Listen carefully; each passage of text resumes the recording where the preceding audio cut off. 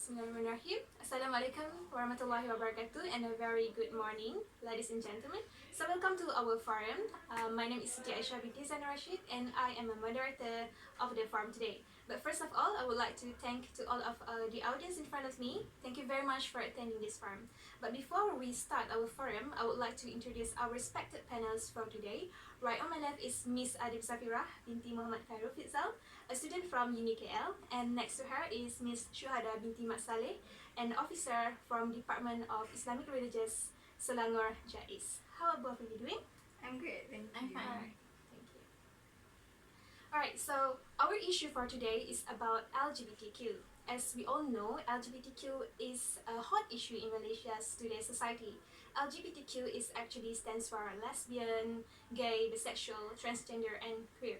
To recognize this inclusion, a popular variant adds the letter Q for those who identify as queer or are questioning their sexual identity.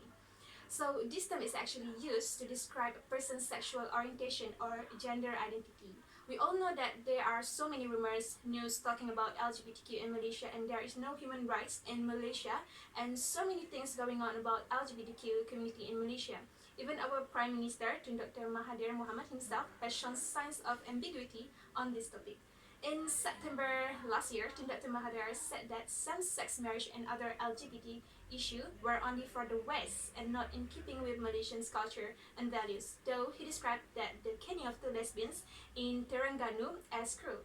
So today we are going to go to the very depth into this issue. Without wasting our time, here is the first question to our first panel, Miss Adib Dzafirah. So what do you think of the existence of the LGBTQ community in our country?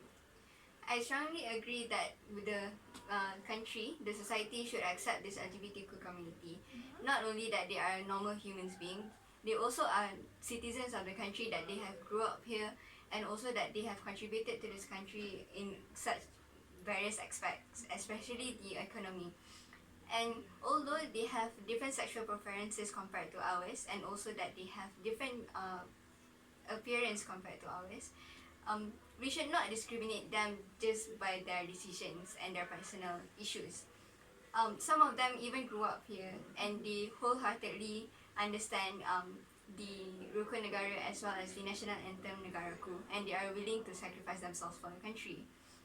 Therefore, I think that the fact that they have different sexual preferences compared to ours should not be a big issue, and it's not caused by any mental health issues, and it does not determine their behavior or their personality as well. Some may even think that these LGBTQ communities are contagious, which is absolute nonsense. It does not mean that this community are harmful towards other people. They are all human beings with a good soul trying to live peacefully in this country. Alright, so thank you, Miss Adib. How about you, Miss Syuhada? Do you agree with Miss Adib? I strongly disagree with her because, as we all know, Malaysia is actually a country with the major of the community is Muslim, and I think that the LGBTQ community shouldn't expose themselves in our country. Even our Prime Minister Tun Dr. Mahathir Mohamad also said that the Malaysia will not accept the LGBTQ lifestyle. And also some of the other countries such as Brunei also given punishment such as stoning to death to the LGBTQ community when they are pleading guilty, but it also depending on the situation. And to be honest, I feel like the LGBTQ community shouldn't be accepted in our country, as it can give bad consequence to the community, especially to the teenagers and children. Alright, so thank you, Miss Syuhada. Alright, so when talk about rights, everyone stands firm into it, and same goes to this LGBT community as they start to question about their rights. So here's the second question to our second panels, Miss Syuhada again. So what do you think that do they deserve their own rights in our country? Okay, for once again, I think that in my opinion, they are not allowed to have their own rights in our country. It is because it can give very bad consequences to the community. Okay, for example, if same-sex couples such as gay or lesbian couple are given the rights to adopt a child, it actually can give bad impact to the child psychologically. A common fear is that the child may have a very general confusion about its own sexual identity. And even in an opinion survey have conducted in Malaysia, and it stated that only 9% of the community actually agree that the LGBT community should be given rights, but 81% of the society disagree that they should be given human rights in Malaysia. Alright, so yeah, what about you, Miss Adib? What do you think? Honestly, the LGBTQ community is just a mere title for people with different sexual orientations. Like I had mentioned before, they are still good people with good souls, and with that, they should be treated as normal human beings too. Misjudgments in this community would only bring bad consequences, and all these misjudgments, mistreatments, all of this could affect mentally, physically, and emotionally to this community. This also portrays a bad image to this country, especially since most of the countries have accepted LGBTQ communities in their countries. So considering that when foreigners do look upon this country, they would think negatively. And they also deserve the basic human rights too, especially the freedom of thought and expression, as well as social security, such as affordable housing, medical assistance, as well as education and childcare. They also deserve to earn their respect and toleration from the community no matter what.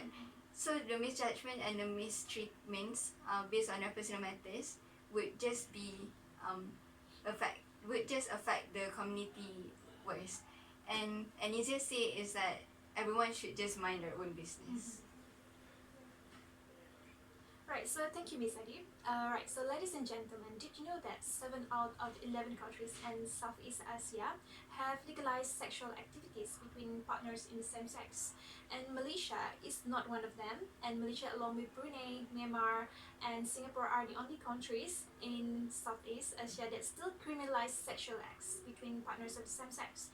And in 1998, a law was passed in Malaysia to impose punishment upon people who voluntarily perform sexual acts against the order of nature, including sodomy.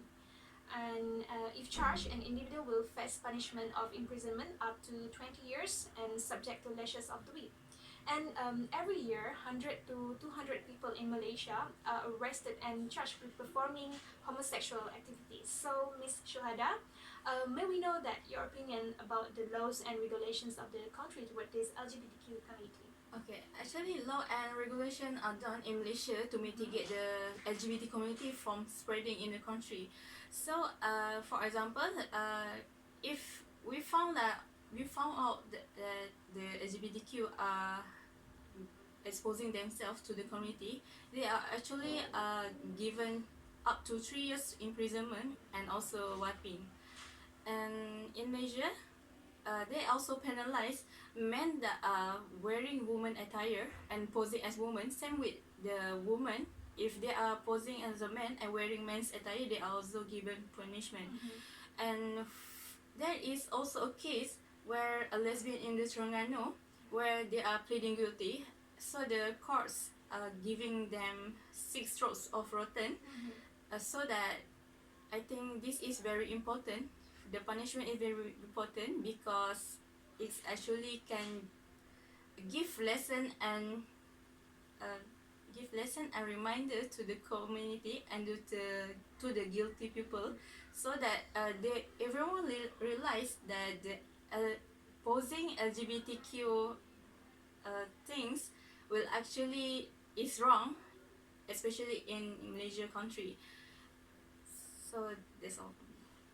Alright, so Okay, so I'm sorry to interrupt, but as Aishah said earlier, that Malaysia only has a rule against the sodomy and also the sexual act of heterosexuals and homosexuals. It is also considered as a criminal act as it involves an intercourse against the natural way. However, the Human Rights Commission of Malaysia, or also known as SUHACOM, they have released a press statement saying that the punishment towards the lesbian couple in Terengganu, that it is humiliating, demeaning, and it's also just a way to publicly embarrass the couple as well as the families. this country do not have policies against this community. Thus, I strongly agree that it remains this way. This will allow the community to be able to perform their daily activities in this country without any discrimination, especially in workplaces from their employees and their colleagues. Policies made against them would also make them feel more insecure. They will also have to face difficulties and discriminations in facing the daily lives and their daily lifestyles in this country. And to some extent, they would also have to lie about their sexual preferences and about their private lives in order to survive in this country. So putting up law against them would just bring more harm than good. Alright, so thank you, Miss Adib. But before I end up the forum, I would like to ask the last question to both of you. So, do you think this community should be accepted in Malaysia? Like, you know that Malaysia is a Islamic, right? Okay, so I strongly agree that the community should be accepted in Malaysia. As I stated earlier, that they are human beings with good souls and a good heart and feelings as well. And each of these people have their own talents and expertise that can be contributed to this country. Thus, knowing that Malaysia is also an evolving country, they should also consider of many aspects and the current issues such as the LGBTQ community, so that they are easily accepted in this country. And there are also Malaysians, so living in this country, it would be better for them to face no discriminations at all.